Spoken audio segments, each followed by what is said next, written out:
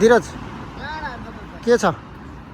सबै ठिक छ बवाल छ आजको दिन आज कस्तो भयो निस्किन पाइयो भिडियो सुट रमाइलो भयो अमेजिङ फोटो शट एन्ड भाइको फोटो शट पनि एकदम राम्रो अनि यज्ञले पनि भाइको फोटो खिच्दिएको छ एकदम बवाल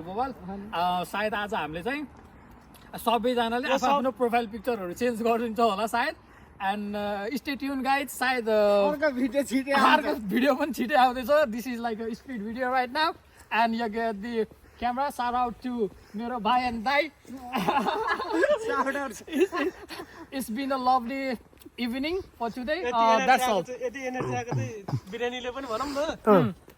okay so I forget to tell you one thing that's today we had a very tasty biryani हाम्रो दाइकोबाट एकदम बब्बाल एन्ड डिलिसियस सायद यो चाहिँ पोल्यान्डमा आएदेखि फर्स्ट टाइम मैले यो चाहेको एकदम डिलिसियस दाइ ल अप टु यु दाइ नेपालमा मै हुँ भनेर बिरयानी सञ्चालन गरेका मान्छेहरू पनि फेल खाए आजको त्यो बिरयानी सो खतरै थियो दाइ बिरयानी नेपालमा मै हुँ भनेर सेफ दाइ सन्तोष दाइलाई धेरै धेरै धन्यवाद सराबीले हात मिलाएर गला मिलेर दिइरह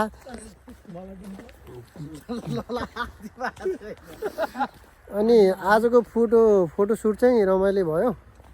सबभन्दा हाम्रो भन्दा पनि धीरजको खतरा भयो किनभने हिरो हो नि त हिरोलाई फोटो सुट खतरा हुन्छ त नि परेन अनि देन आफ्टर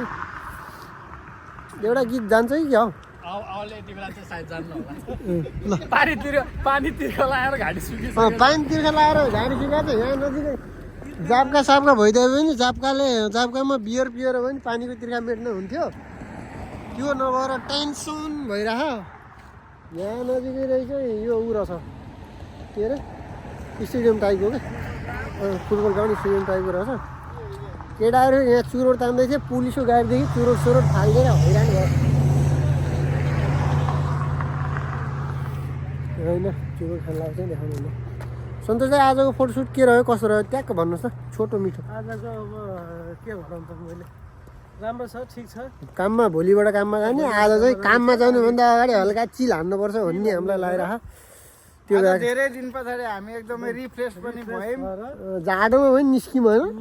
यस्ता जाडो छ हिउँ त खाएर अछिउँ खायो बछिउँ खायो के बिरालो झुसै बिरालो भने जस्तै अनि यो टक्क यो चिसो मौसममा टक्क हामी सबैजना रिफ्रेस पनि भयौँ होइन अनि आजको हाम्रो सानो छोटो टुर चाहिँ एकदमै बहुत रमाइलो भयो रमाइलो हुनेछ यस्ता रमाइला र खतरा भिडियो त कति छन् कति आउनै बाँकी छन् बसा यति लामो छ अनि त्यसपछि आउनै बाँकी छन् लोकेसन देखाउने धीरज भाइलाई धेरै धेरै धन्यवाद लोकेसनको लागि हाम्रो धीरज चाहिँ यो म्यापै भन्नुपर्छ धीरजलाई खासमा बिग साउट आउट धीरजलाई गुगलै भन्नुपर्छ नि उसले खोजे बाटो यो कहाँ भाइ यहाँ खतरा छ भनेर आइयो होइन लास्टमा लास्ट बवालै रहेछ नि ठाउँ पनि बवाल रहेछ झन् घाम भइदियो यति बवाल हुन्थ्यो घाम भएन जाडै भयो अरे चिसो भयो चिसोमा पनि फोटो राम्रै 2 लाखको मोबाइल हो 2 लाखमा किन घाम आफै निकाल्छ नि उज्यालो निकाल्ने काम यसको के का लागि 2 लाख त होइन अनि 2 लाख तिर्ने अनि त्यसमा 2 लाख नतिरेर तिरेपछि त्यो उज्यालो निकाल्ने यसो काम हो नि नत्र भने त यसैको थियो नि रेडमी 7 प्रोको 2 लाख के का लागि तिर्यो उज्यालोकै लागि तिर्यो उज्यालो पनि आयो समग्रमा अँध्यारो भयो पनि 2 लाखले टल्कायो उज्यालो है नेपालमा यस्तो बस स्टेसन हुन्छ हुन्न यो चाहिँ यहाँ बस स्टेसन हो है बस कुर्ने ठाउँ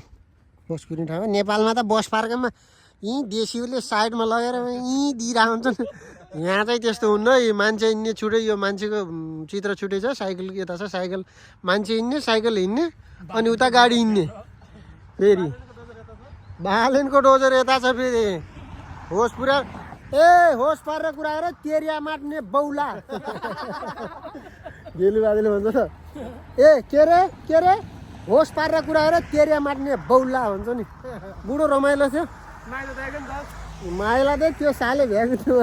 त्यसलाई भेटायो चिउ हान्दिथ्यो मैले यदि पोल्यान्डमा हुँदा त्यसलाई खोजी मारिन्थ्यो मैले